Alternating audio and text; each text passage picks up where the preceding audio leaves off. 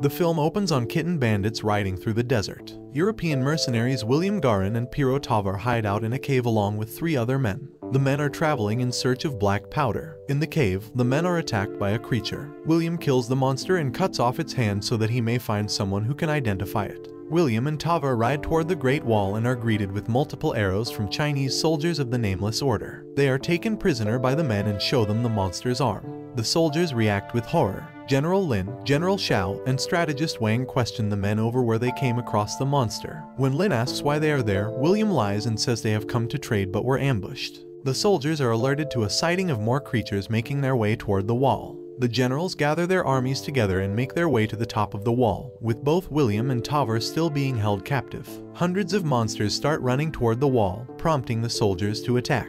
Lin and her troops hang from cords and descend to battle the monsters. The other soldiers launch flaming rocks and arrows in their direction as they start climbing up the wall. One monster makes it to the top and starts tearing through the soldiers. William and Tavar are cut free and they join the fight. With a spear, they take down the monster while the rest of the horde retreats. William and Tavar earn the soldiers' respect and are allowed to stay as guests instead of prisoners. They meet Ballard, another European who traveled in search of black powder but was also taken captive. Ballard knows that the men are in China for the exact same reason. The men are honored by the Nameless Order at a feast. There, William learns that Ballard taught Lin and the other soldiers how to speak English and Latin. William shows off his archery skills to the soldiers, to the delight of everyone in the room. Lin takes William to show how she fights when hanging from the cord. She tries to get William to attempt it, but he doesn't quite trust her enough to make the jump.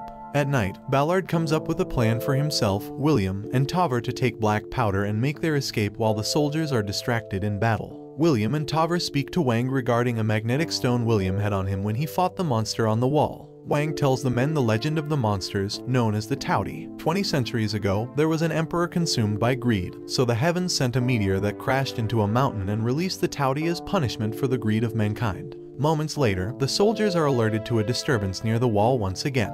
The Taudi attack the soldiers once again. Xiao is killed in the fight. With his dying breaths, he leaves Lin in charge. The generals receive a scroll from Bianliang, the capital, detailing the use of the magnetic stones as a way to repel the Taudi. William suggests that they capture one of the monsters and sedate it in order to test this strategy. The soldiers gather for another battle against the Taudi in the midst of a deep fog. The troops manage to capture several monsters by using arrows on chains to bring them down.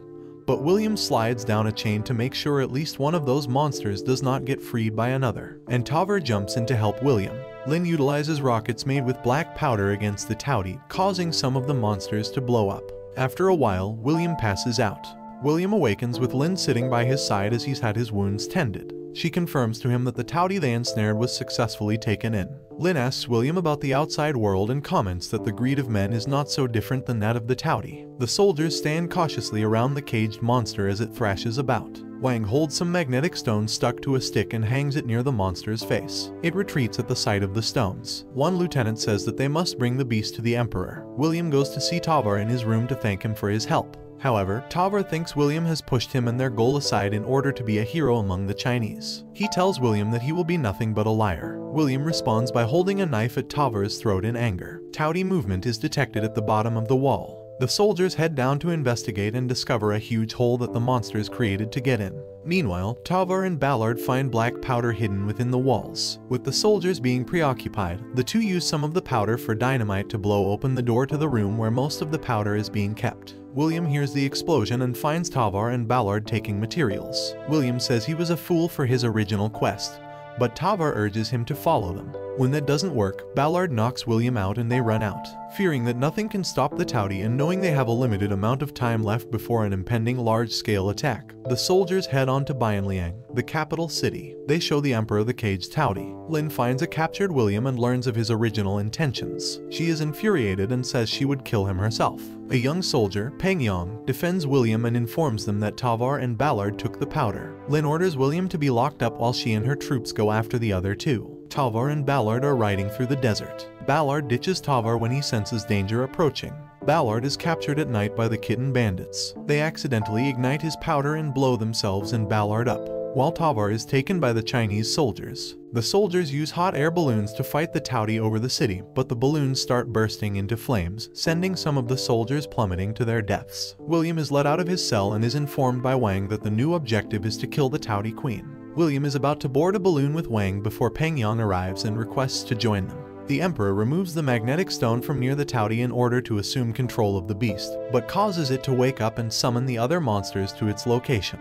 Every army is flying high above the city as the Taudi are wreaking havoc. They burst from buildings as the troops fly overhead and retaliate. Most of the city is in flames and ruined. The troops shoot arrows and more rockets at the monsters as they attempt to make their way toward the Queen. William, Wang, and Peng catch up to Lin as they spot the Queen being surrounded by thousands of Taudi as they protect her. The heroes reach the palace and approach the Emperor. Wang requests that they find the captured monster to use in order to kill the Queen. The Emperor tells them that the beast is in the dungeon. The troops put explosives all over the monster and feed it meat to bring to the Queen. They go through an underground canal as the rest of the monsters are above ground. The Taudi crawl above them and try to snag them from up top. Peng holds the monsters off but is wounded in the struggle. He stays behind while the others continue moving forward. Several monsters burst in and rush toward Peng. He ignites some black powder and blows himself and the monsters up. William, Lin, and Wang run into a tower to let the captured Taudi out. They hold it off with the stones and it rejoins the monsters. The three head up the tower to strike the Queen. They get a good shot from the top of the tower and proceed to fire rockets at the Queen, but she is protected by larger beasts with scales that deflect the rockets. Wang is at the bottom as the beasts storm the tower and begin to attack.